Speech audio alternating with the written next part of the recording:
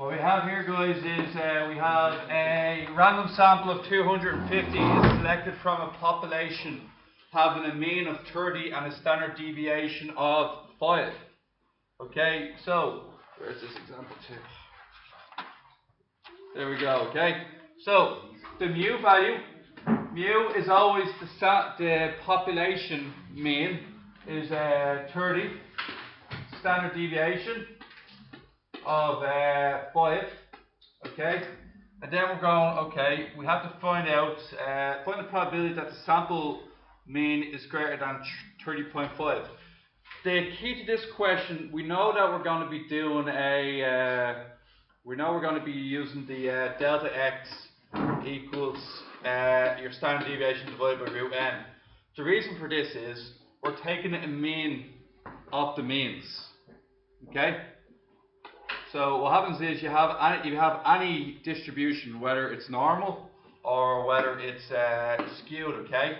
What happens is if we take a sample, any sample above 30, if we take 30 or more different samples from this population and we average them, do you understand? There could be, like, let's say, there could be a million different statistics in here, like a million different heights as an example.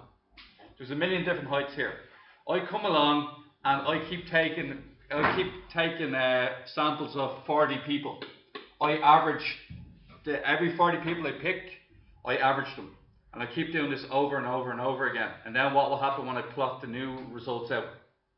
Can anybody tell me? Normal. So we can turn a skewed graph, if you had something like if you have something like a normal graph or a skewed graph, what happens is it will then turn into a real graph. So you have a skewed graph here, that will turn into a normal graph once you do all that. Now the next thing we're going to look at is how to decide what equation we're going to use. So we can see in the top right hand corner there's a set score specific for when you take out samples. Okay, so you're talking about a sample. So this automatically leans towards this set score and not the set scores you've been using previously. So it leans towards a set of x bar, which is your population, which is your average. So you take an average out of the population and that's your statistic. You average 40 people. 40 results up, okay? Take away the actual average or the actual mean of the entire population divided by your standard deviation. Now what's that called again? The standard error, isn't it? So it's actually the standard error, and the standard error equals your standard deviation divided by root n. Now let's find out our numbers. Let's find out our standard error first. Sigma x equals 5 divided by the square root of 250, and what that will come out as is, anybody? 0.3, will somebody get on that? 0.3165, is it?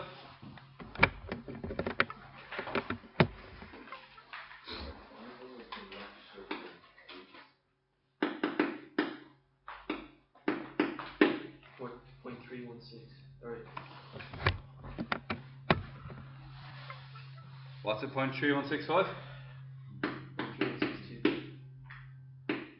Okay, so 0.3162.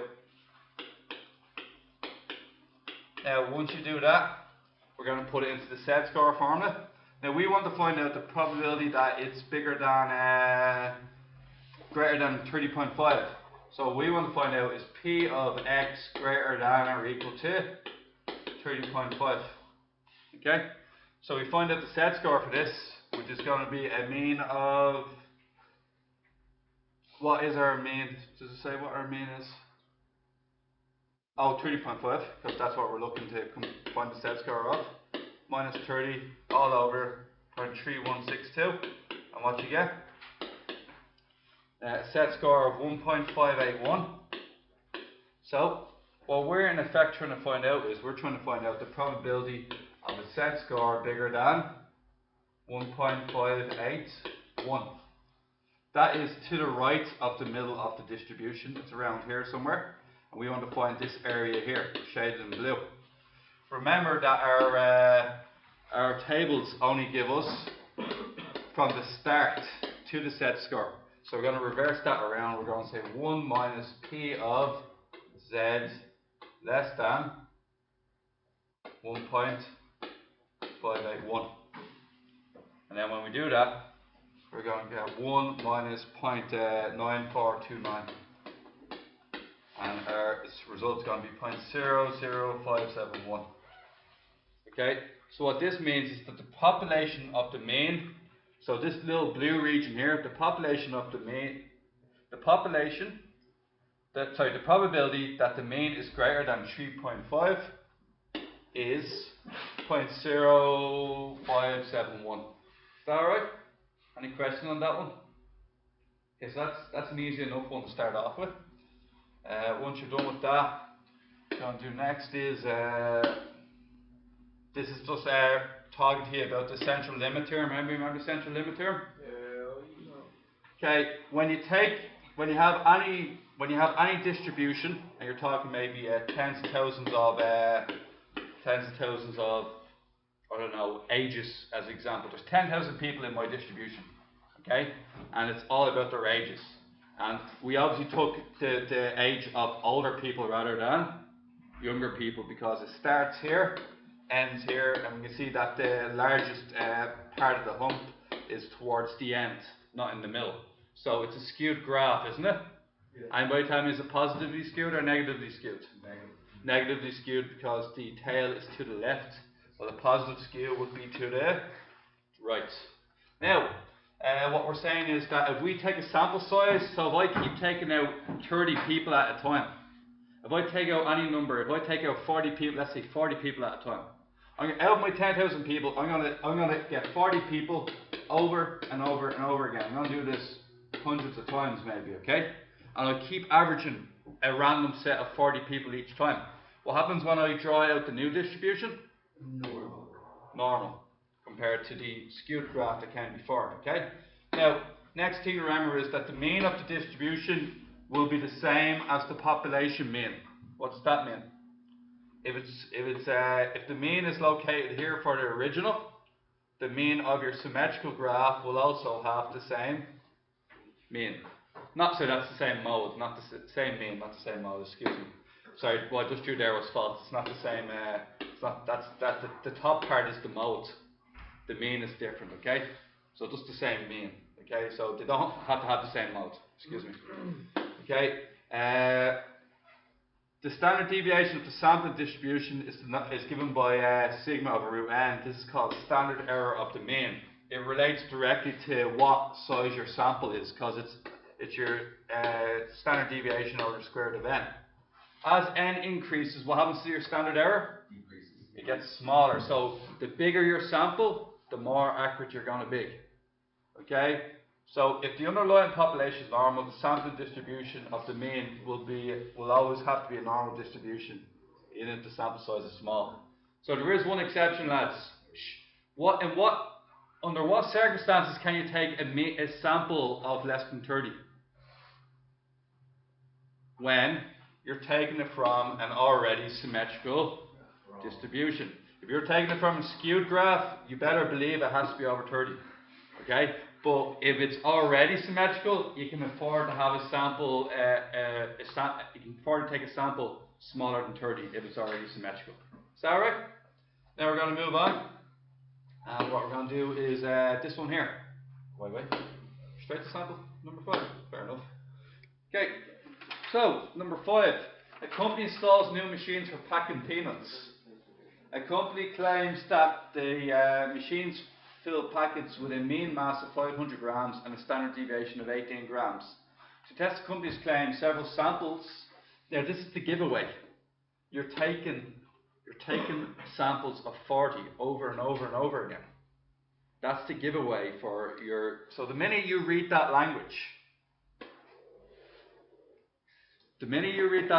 straight away you're going, all my set scores are now this.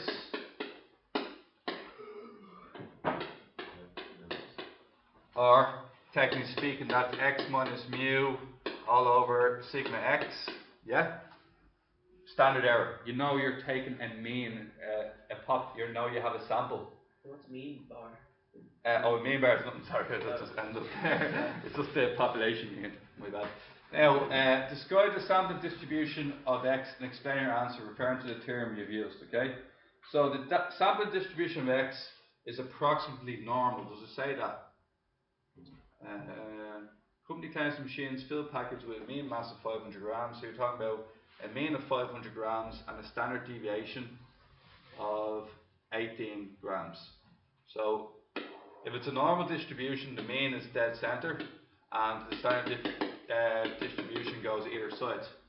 So does it matter if our initial one is skewed or not? Does it matter? Why does it not matter? Because we're taking 40 and 40 is a bigger number than 30. So even if the initial graph is skewed or the initial distribution is skewed, it won't matter because we're taking it above 40.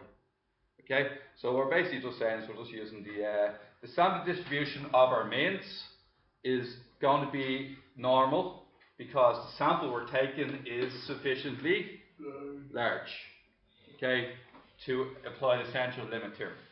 Now, what we're going to do is the mean of the distribution of the sample means is, so what's our mu value? Mu value is 500. Our sigma value, or standard deviation, 18. Our standard error, therefore, is going to be 18 divided by the square root of, what sample are we taking?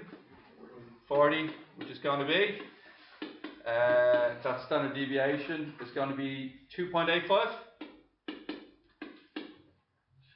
Okay, have enough of that. Let's find our set score, write down the mean and standard deviation. We just did that there, didn't we? Mean and standard deviation.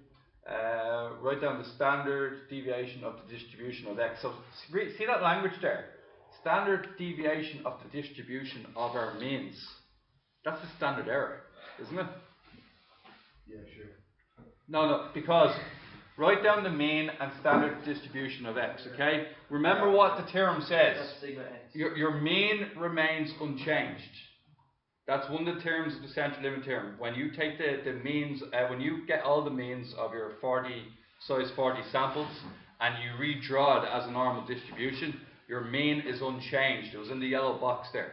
So that's why our mean stays as 40. The standard deviation, however, is affected. It's affected because it now becomes the standard error. And the standard error is our 2.85. Remember, standard error is just the same thing as standard deviation, except it applies directly to the sample size you're using. Okay?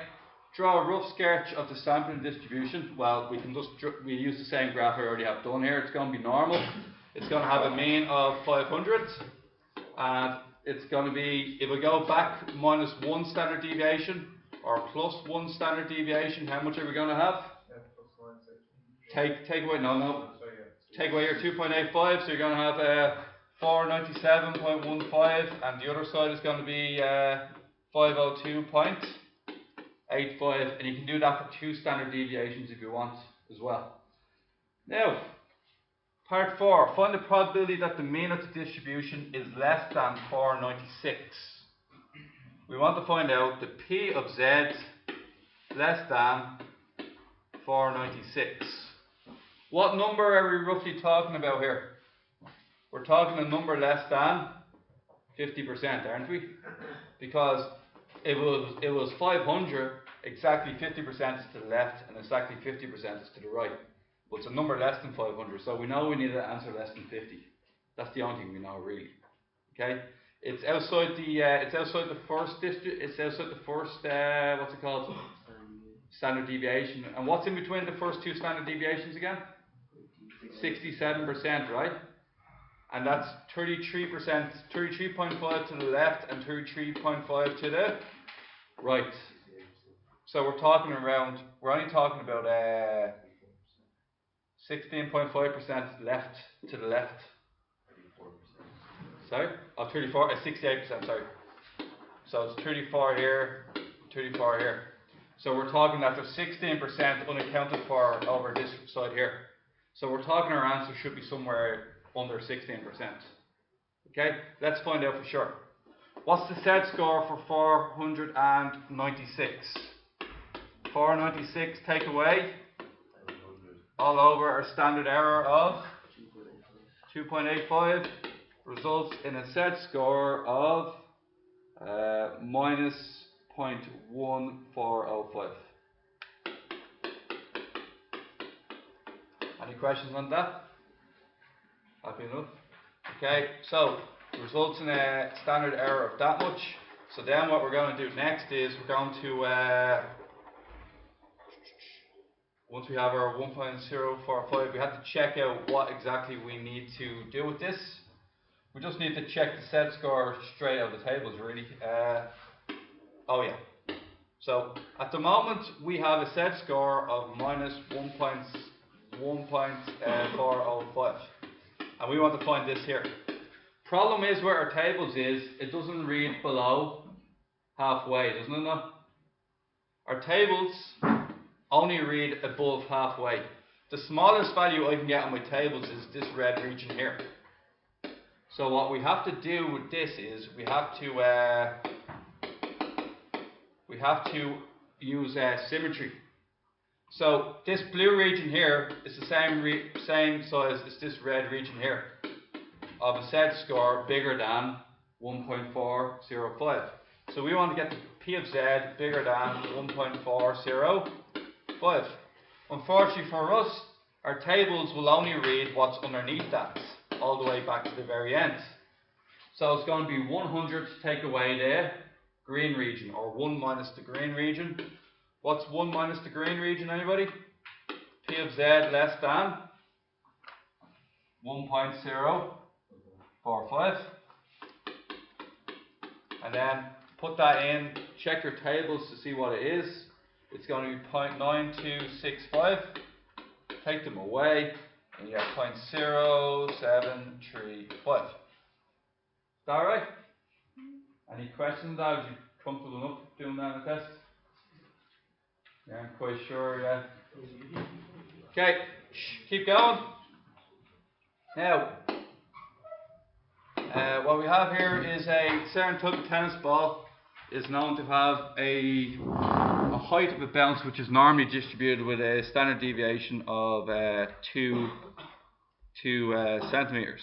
Okay, so what we have to do is a sample of 60 such balls is tested, and the mean height of the bounce of the sample is 140 centimeters. Find the 95% confidence interval for the mean height of the bounce of this type of tennis ball. Okay, so what we've done is we've now moved on to part 2. Now, 95, first of all, are we taking samples? Are we taking samples bigger than 40 out of the product we're using? Yeah. That's the first thing we've done. The minute you see that, standard error is going to be involved. So you're talking about delta x being equal to delta over root n. I don't know why they keep looking like sixes, but delta n delta, your standard deviation divided by square root of your sample. Now, there's a rule for these. It's that your sample average plus or minus. Now, do you see the way it's 90? See the way it's the 95%? Yeah. What did we say about the 95% again? How many deviations incorporates the 95%? Plus or minus 2 standard deviations of the mean. Now, there's a set score for that. The set score is minus 1.96 for 2 standard deviations below the mean, and plus 1.96 for 2 standard deviations above the mean. Hence, what this formula comes from, your average or your sample mean to take plus or minus 1.96 times your error, which is delta x. Okay, so that's our confidence interval for the mean height. This is the confidence interval when you have a sample. You took a sample out, this is the formula you use. Okay, let's start off. Okay, what is the mean height of our sample? Our sample. we did a sample and we got 140. 140 plus or minus 1.96. Now what is delta x? It's going to be 2 centimeters divided by the square root of 60, which is going to be equal to 0.258. Now, then you're going to, one of them you're going to add on, the other one you're going to take away. Okay, so what we're going to get is that our mean is somewhere in between. The first one's going to turn out to be 140. Oh, sorry, they did this the wrong way around.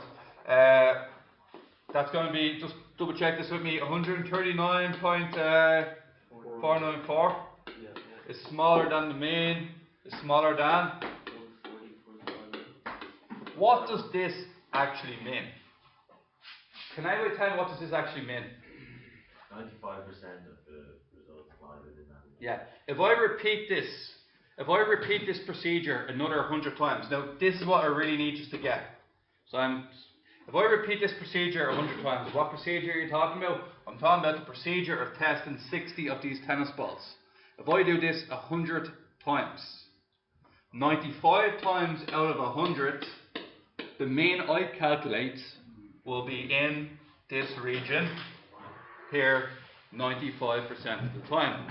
The reason why it's 95% of the time is because I used the 1.96 times the standard error. That makes sense? Yeah. Okay, we're good. Now, I just actually explained what is meant by the 95% confidence mean there, didn't I? Yeah. Word for word. Just exactly what I said. 95 times out of 100, if you take a sample of 60 balls, you calculate the mean will be inside this region here, 95 times out of 100. If a tennis ball is selected at random, what's the probability that its bounce is outside the confidence interval found above? Its bounce is outside it? 5%, which is 1 in 20. Because you have your 2.5, remember the critical regions? 2.5 this side and 2.5 the other side gives you your 5%, that's outside the 95. How are we doing? 9 minutes. Is this one here? Haven't done this one yet? No. Okay, let's find out. The heights of people have a standard deviation of 11.5. It is required to estimate the mean height of people with 95% confidence to within plus or minus 0.4 centimeters. What samples should be taken in order to achieve this estimate? Let U be the mean height of people. So, 95% confidence interval is this here. Okay? We then know, because it's 95% confidence interval, we know that our 1.96 sigma over root n has to be the same thing as 0.4 plus or minus the error. Then we're going to put in our standard deviation, so it's going to be 1.96 times 11.5 all over the square root of n equals 0.4. You're just going to cross multiply this out, so you're going to get root n. Does everybody see what I'm doing to the root n? I'm bringing it from the denominator up to the numerator on the other side. I'm bringing the 0.4, which was on the top on the right hand side, to the bottom of the left side. So what we're going to get is, I'll just do it like this, 1.96 times 11.5 divided by 0.4 equals root n. Therefore, n is going to be equal to, when I solve this, n is going to be equal to 3,175.3. Just should I round up or round down? It's up. Now, why is it up? Because you can't have 0.3 of a person. What sample size should be taken to order to achieve this estimate? If I take 175, I haven't achieved it. If I take 176, I have achieved it. I've gone slightly better than I should have, but I've still achieved it. So it refers back to the language of the question. I don't achieve it if I'm below this number. I achieve it if I'm slightly above it. And because you can't test 0.3 of a person, you have to test the full person. Okay? Cupcakes table, exactly. Now, oh dear. Now, we have here's the next one.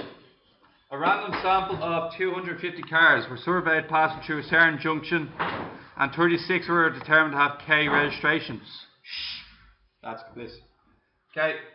Determine the 95% confidence interval for the proportion of Charis. Keyword, proportion. Okay, this is where you're going to have a slightly more complicated question, okay? Now, a couple of keywords here. 95%. Keyword number one. Anytime you see 95%, what's the first number that jumps into your mind? 1.96. It's the first thing that will jump into your mind when you see that. Okay? So, what it's going to be is, we have something called sigma p, the standard deviation of a proportion. Is that what it's called? Or sample. It's called the sampling distribution of the proportion, or the standard error of the proportion. Okay? It's on page 34 of your tables.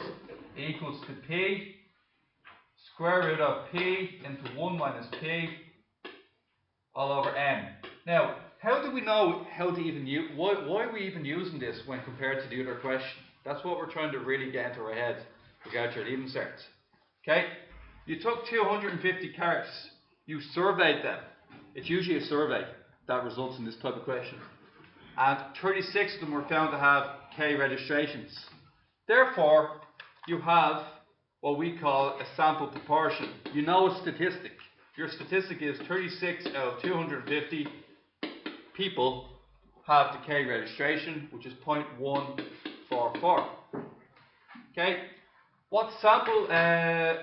We need the 95% confidence interval. The 95% confidence interval is basically this. It's going to be your sample. It's going to be the proportion you calculated in your sample, and it's going to be plus or minus 1.96 delta p, the standard error in your proportion. Okay? What's the P that you use in your standard error proportion? Okay. The p you use in this is the statistic you got in your question. Okay, so it's the 0.144. It's the p hat basically, yeah. Okay. So what we're going to do is, our statistic is our 0.144 plus or minus the square root of 1.96 times this here, our delta p, which is going to be the square root of 0.144, 1 minus 0.144, all divided by 250. The square root is extended above and below, so it affects the denominator as well. That's a sample 2, isn't it? So, what we end up getting is this whole thing here, which I'm just going to rub out now in a second. This whole part here turns out to be the decimal, turns out to be 0.0222. And a 0 there. Okay, 0.222. Then we're going to plus or minus them. And when we plus or minus them, what we're going to get is our confidence interval is going to be it's going to be roughly 0.144 plus or minus 0.0435. That's what we multiply that out. So we're going to get 0.100, and the upper part of the interval will be 0.81875. So your proportion is going to be in between the two of these. How many times? 95% of the time. 95 times out of 100. When you do 250 Charis, passing by, you're looking for your K registrations. When you do this with samples of 250, you'll find that 95 times out of 100, in between 10% and 18.75% will have this K registration. Is that right? Now, how to identify this question? Once again, lads, how do you know how to identify this question? Because you've made your proportion in the question. You've identified a statistic in your question. Okay? Now, so you're doing the standard error of proportion formula. Yeah. And then it says, why is there no p hat over the p's? Because it do you know the way I have this learned off is whatever stat I figure out in the question is the p value. Okay. Whatever. So this one is 36 out of 250. I know straight away that's p. Right away. According to the tables. Okay. Next one. What sample size would have been taken in order to estimate the percentage to win plus or minus 2%? That means that your 1.96 times your error, which was 1.44, I've already calculated this, haven't I, once? 1 minus 0.144. We don't know the end value this time because it wants us to change the error. So it's going to be equal to plus or minus 0.02. So what we're going to do is we're going to have to probably, it should be 1.96 here, right?